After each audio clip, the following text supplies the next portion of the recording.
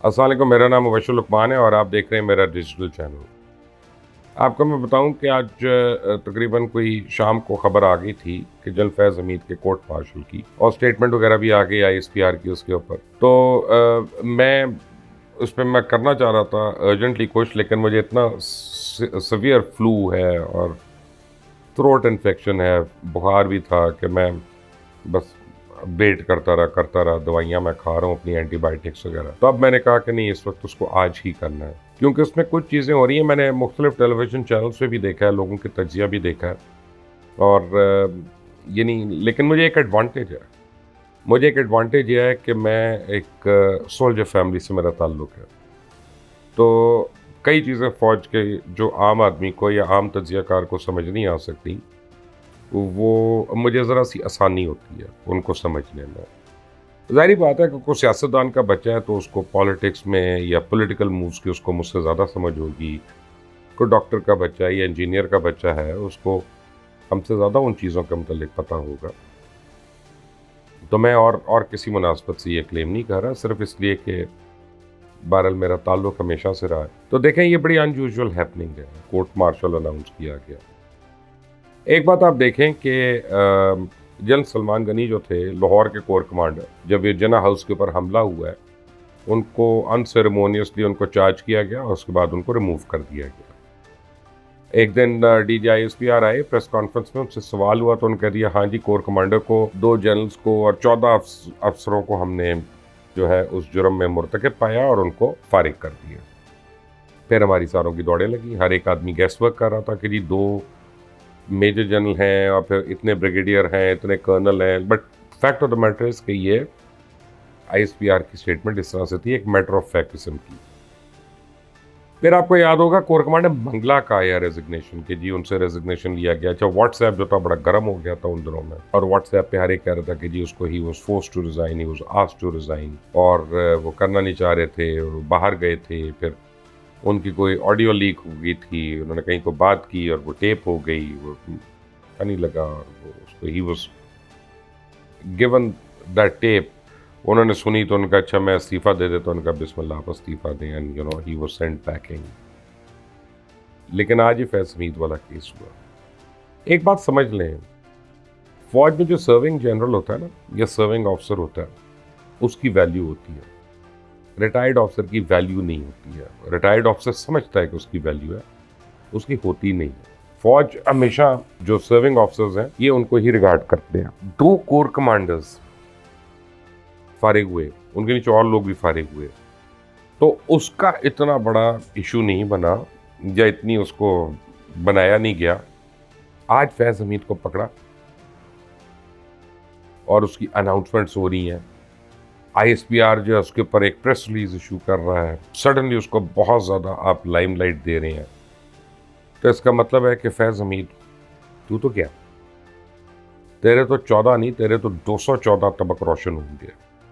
तुझे तो अब एग्जाम्पल बना के छोड़ा जाएगा, क्योंकि जो तूने हरकतें की इस मुल्क के ख़िलाफ़, इस कौम के ख़िलाफ़, रियासत पाकिस्तान के ख़िलाफ़, और वो सारे अब तुझे उनका हिसाब देना पड़ेगा। जितना तूने माल बनाया, जितनी तूने करप्शन की, तेरे भाई ने जितनी करप्शन की वहाँ पे चकवाल के अंदर, जिस तरह तुम लोगों ने ज़मीनें हथियाई, जिस तरह तुम लोगों ने पैसे बनाए, जिस तरह तुमने हाउसिंग सोसाइटियों के अंदर गंद किया, तो वो जो है तुम्हें अब एक एक पाई का हिसाब देना पड़ेगा। लेकिन उससे बढ़कर जिस तरह तुमने रियासत पाकिस्तान के ख़िलाफ़ एक दहशतगर्द तंजीम को उकसाया, उनको मसल प्रोवाइड किया। देखें, आप TTP को लाने वाले थे 2 लोग थे, इमरान खान और फैज़ हमीद। उनको KPK में बन्नू वगैरह में सेटल करने वाले 2 लोग थे, इमरान खान और फैज़ हमीद। फिर खुद पाकिस्तान तहरीक इंसाफ का जो 9 मई का ब्लूप्रिंट था, वो कोई बना ही नहीं सकता था अनलेस एंड अनटिल वो इस लेवल का सर्विसेज से उसका ताल्लुक ना होता। वो आदमी जिसको एग्जैक्टली पता हो कि यार तुमने क्या करना है और यहाँ पे क्या रिस्पॉन्स हो सकता है, क्या स्टैंडर्ड ऑपरेटिंग प्रोसीजर्स हैं, उसको किस तरह से होना है, ये सब कुछ जो है वो उसको पता था कि क्या चीज़ पकड़ी जाएगी, क्या नहीं पकड़ी जाएगी, और बैक वक्त 200 जगहों पे होना, I mean it's not a joke. लोगों को प्लानिंग करवाई गई होगी, रेकी करवाई गई होगी, उनको ट्रेनिंग दी गई होगी, उनको बताया गया होगा कि ये प्लान A है, ये प्लान B है, ये प्लान C है। कि अगर माल रोड से आ रहे हो और यहाँ पे नाका लगा हुआ है तो तुमने शेरपाव से कैसे आना है, तुमने नीचे की साइड से आना है फाटक को क्रॉस करके कि ऊपर से ही आना है अगर वहाँ पे नाका लगा हुआ है। तो आई मीन हर चीज़ उसमें प्लान हुई होगी। और अभी भी जो सोशल मीडिया पाकिस्तान तहरीक इंसाफ को ऑपरेट कर रहा है, उनको सारों को कंट्रोल करना मेरी किताब में तो एक ही आदमी का काम था, और वो फैज़ हमीद था। फैज़ हमीद ही वो आदमी था जिसने आखिर वक्त में इमरान खान को भी धोखा देने की कोशिश की। ये लोगों को शायद नहीं पता, शायद इल्म नहीं है, लेकिन फैज़ हमीद तो अपने बंदे उसने नवाज शरीफ साहब के पास पहुँचा दिए थे और शहबाज शरीफ को मिला था। उसने नवाज शरीफ को ये मैसेज दिलवाया कि अगर आप मुझे आर्मी चीफ बनवाते हैं तो मैं इमरान खान का तिया पांचा कर दूंगा, कोई मुझसे ज़्यादा नहीं जानता कि इसकी क्या क्या कमज़ोरियाँ हैं और इसको कैसे हमने उड़ा के रखना है। अल्लाह करे कि आप प्राइम मिनिस्टर में इतना हौसला हो कि वो उस बात को ओन करें और लोगों को आके बताएं जो मैं आपको बात बता रहा हूँ। तो प्राइम मिनिस्टर कह सकते हैं कि मुबश्शिर लुकमान झूठ बोल रहा है या मुबश्शिर लुकमान सच बोल रहा है, और उनसे ये मुतालबा होना चाहिए।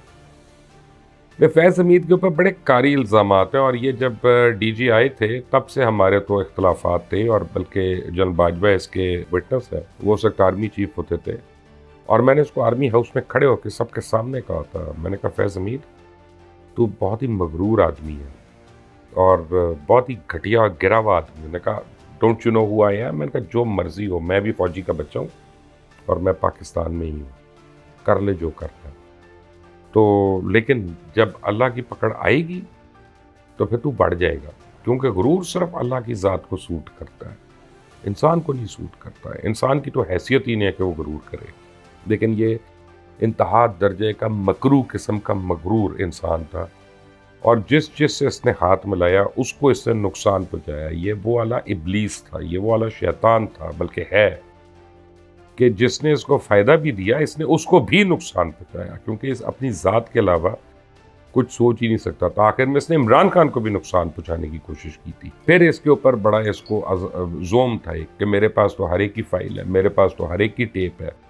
ये लोगों के घरों को टेप करवाता था, टैप करवाता था, ये उनके फ़ोन्स वगैरह सब कुछ करवाता था।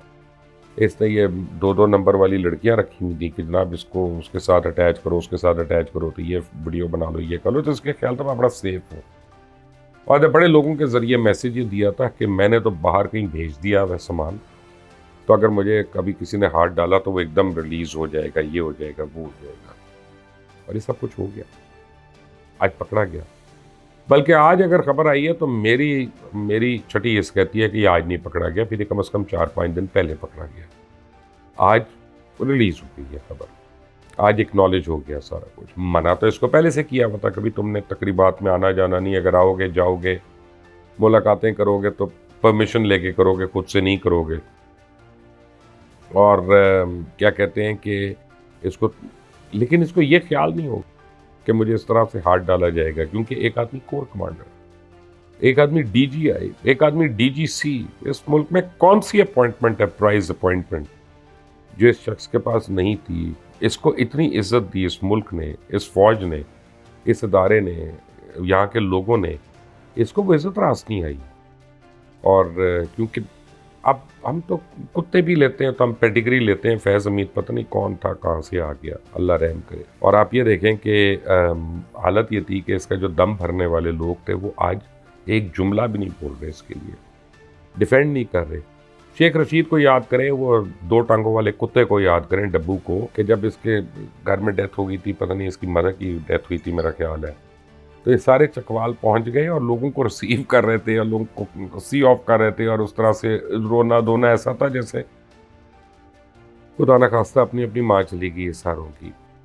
लेकिन आज कोई उसके लिए एक आंसू रोने वाला नहीं है, उसके करतूत जो है उसके सामने आ गए हैं। तो इसका मतलब बड़ा सिंपल है, इमरान खान को आज क्लियर हो जाएगा कि अब उसे डील नहीं होगी कोई। जूते की नोक पे उसको बताया गया go to hell, do whatever you can, no deal. तुमने जो इंग्लैंड में अपनी गोल्डस्मिथ फैमिली को एक्टिवेट किया था, ये उनको भी मैसेज चला गया, नो डील। तुमने जो अपना सोशल मीडिया के अंदर अंत मचाया हुआ था वो आज यतीम हो गया एकदम से।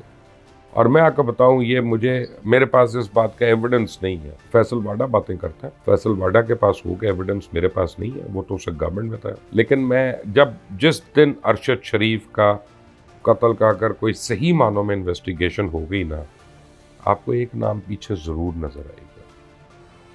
वो आप सोच लें कौन सा नाम होगा। इतने जालिम लोग हैं ये। क्योंकि जब भी मर्डर होता है ना, ये जरूर सोचा करें कि इस मर्डर का बेनिफिट किसको पहुंचा, इसका फायदा किसको पहुंचा, और इसको इस्तेमाल किसने किया, इसको अपने लिए यूज किसने किया, और किसके ऊपर इल्जाम किया, किसको ब्लेम हुआ, और किसको इसके यानी फिंगर पॉइंटिंग हुई किसके ऊपर। तब आपको पता चल जाएगा कि कौन कौन ये कर सकता है या कौन कौन करवा सकता। तो अभी तो इससे बड़ी इंक्वायरीज होनी है, अभी तो इससे बहुत चीजें होनी है, ये तो शुरुआत है। लेकिन कोर्ट मार्शल का मतलब है कि 30 दिन में फैसला हो जाएगा, मैक्सिमम 35 दिन में हो जाएगा। डेली बेस पे इंक्वायरी होती है, और जब कोर्ट मार्शल का कोर्ट बनता है तो स्पेशल प्रिजाइडिंग ऑफिसर आ जाता है, उनके अपने लॉयर्स होते हैं, प्रोसिक्यूटर भी होता है, डिफेंस भी होता है, और वो आके डेली बेस पे पूरे केस को एवेल्युएट करते हैं। तो इसमें काफ़ी बातें ऐसी आएंगी, स्पेशली ये टॉप सिटी वाली जो कंप्लेंट है उसके ऊपर। तो ये तो ओपन एंड शट केस है, इसमें बचत बहुत मुश्किल है। और उसके अलावा जब बाकी केसेस खुलेंगे तो 2-4 चीज़ें तो हमें समझ आती क्या होगा। आपका रैंक गया, आपके स्टार्स गए, आपके बिल्ले गए, आपकी पेंशन गई, आपकी मुराद गई, आपकी इज्जत गई, आपका रुतबा गया, और सबसे बढ़ के जो आपने करप्शन करके, इतनी मेहनत करके करप्शन की, और जो दाने आपने भरे वो भी अब आपके नहीं होंगे। वो भी या तो चले जाएंगे या फिर कोई और तैयारी करें। लेकिन ये यहाँ पे अकेला अरेस्ट नहीं होगा, ये मैं आपको वसूख से बता सकता हूँ। इस लेवल का आदमी जब जाता है तो हाथी के पाँव में कई पाँव होते हैं। इसमें अभी और बड़े लोगों के नाम आने हैं। वो किस किस के हो सकते हैं बताऊंगा आपको 1-2 दिन में। लेकिन इस चैनल को सब्सक्राइब करिएगा, बेल आइकॉन को प्रेस करेंगे तो जो भी लेटेस्ट अपडेट है वो आप तक पहुंचती रहेगी। अपना ख्याल रखिएगा। पाकिस्तान पाइंदाबाद।